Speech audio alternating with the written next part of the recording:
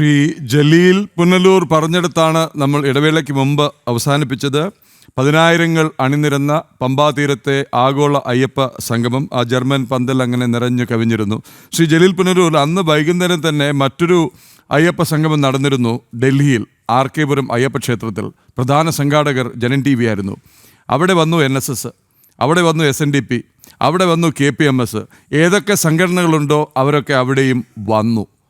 NSSൻ്റെ ശ്രീ നാരായണ പണിക്കരോ ശ്രീ വെള്ളാപ്പള്ളി നടേശനോ ആരോടും പങ്കെടുക്കരുതെന്ന് പറഞ്ഞില്ല. പക്ഷേ ശ്രീ ശ്രീപത്മനാഭൻ, അങ്ങ് ഇത്ര പരിശ്രമിച്ചിട്ടും, അങ്ങും അങ്ങയുടെ സംഘടനയും അങ്ങയുടെ കൂട്ടുകാരും പരിശ്രമിച്ചിട്ടും ആഗോള അയ്യപ്പ സംഗമം അങ്ങനെ വിടർന്ന് വിരാജിക്കുകയായിരുന്നു. എന്നിട്ട് അങ്ങേക്കിപ്പം നിരാശയാണ്, അങ്ങയുടെ മുഖത്ത് നൈരാശ്യമാണ്. എന്തുകൊണ്ടാണ്?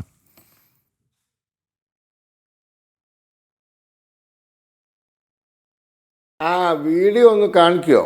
ആളൊഴിഞ്ഞ കസാരയുടെ വീഡിയോ ഒന്ന് കാണിക്കാൻ പറ്റുമെങ്കിൽ ചെലവ് 7 കോടി രൂപ 7 കോടി രൂപ ചെലവാക്കിയിട്ട് ഒരു 7 കോടി രൂപയെ 623 കൊണ്ട് ഹരിച്ചാൽ 1,12,350 രൂപ 59 രൂപ ചെലവാണ് ഒരാൾക്ക്. 653 ആൾ ഒഴിഞ്ഞ കസാര. ഇവർ ഉദ്ഘാടനം ചെയ്യാൻ ക്ഷണിച്ചതാരെയാ? ഹിന്ദു സനാതന ധർമ്മം ഡെങ്കുവാണ് മലേറിയ എന്ന് പറഞ്ഞു നടക്കുന്ന വിദ്വാന്മാരെ. ഇവർ ഇപ്പോൾ നിങ്ങൾക്കറിയാലോ, പോലീസ് ഡിപ്പാർട്ട്മെൻറ്റ് സ്പെഷ്യൽ ബ്രാഞ്ചുകാർക്ക് നോട്ടീസ് പോയി എന്നാണ് കേട്ടത്. ഈ പന്തളത്ത് നടന്ന അയ്യപ്പ സംഗമത്തിൽ, ഭക്തജന സംഗമത്തിൽ ഇത്രയും ആളുകൾ എങ്ങനെ പങ്കെടുക്കും, അത്ര ആളുകൾ പങ്കെടുക്കുന്നതിൻ്റെ മുൻകൂട്ടി കണ്ടെത്തിയില്ല എന്ന് പറഞ്ഞിട്ട് ഈ മാർക്സിസ്റ്റുകാർ ഇപ്പോൾ സംസാരിക്കുന്നത് പഴയ ബംഗാളിലെ കാര്യം പറയുമ്പോൾ, പണ്ട് ഓർമ്മയുണ്ടോ 10-20 കൊല്ലം മുന്നേ എന്തെങ്കിലും ഒന്ന് പറഞ്ഞാൽ അവർ പറയും ബംഗാളിലേക്ക് നോക്കൂ, ബംഗാളിലേക്ക് നോക്കൂ എന്ന്. ഇപ്പോൾ വട്ടപൂജ, മരുന്നിന് കഷായത്തിന് കൂട്ടാൻ ഒരാളില്ല. അതുപോലെ അയ്യപ്പ സംഗമം നോക്കൂ, ഏതായ ആഗോള അയ്യപ്പ സംഗമം വീഡിയോ ഒന്ന് കാണിച്ചു കൊടുക്കും, ആളില്ലാത്ത കസാര. ഇതൊക്കെ പറഞ്ഞ് നിങ്ങൾക്ക് ഇങ്ങനെ അഭ്യാസം കളിക്കാന്നല്ലാതെ, ഇതിപ്പോൾ കേരള ഹൈക്കോടതിൻ്റെ കേരളത്തിൽ ഏഷ്യാനെറ്റും മനോരമയൊന്നും BJP ചാനൽ അല്ലല്ലോ.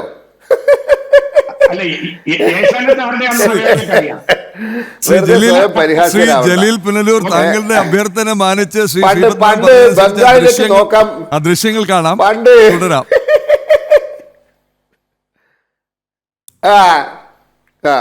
കാണട്ടെ.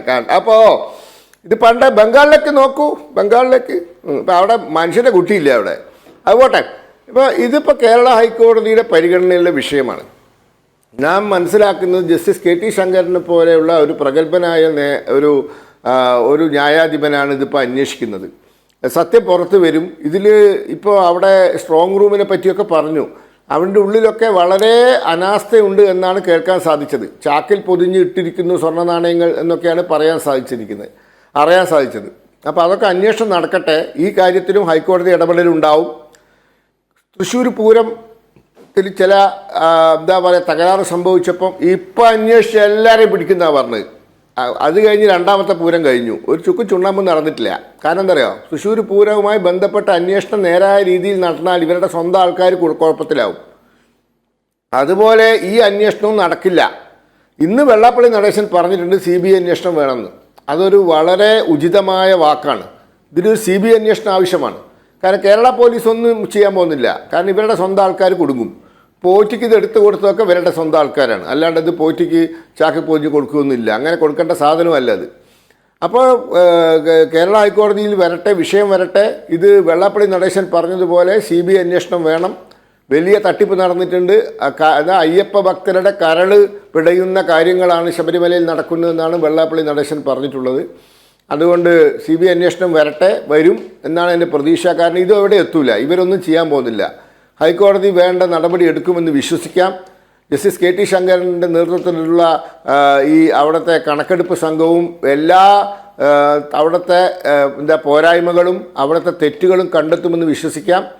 വരുന്ന ദിവസങ്ങളിൽ വളരെ ഭക്തജനങ്ങൾക്ക് കേൾക്കാൻ സുഖമുള്ള വാർത്തകൾ നമുക്ക് കേൾക്കാൻ സാധിക്കുമെന്ന് പ്രതീക്ഷിക്കുന്നു.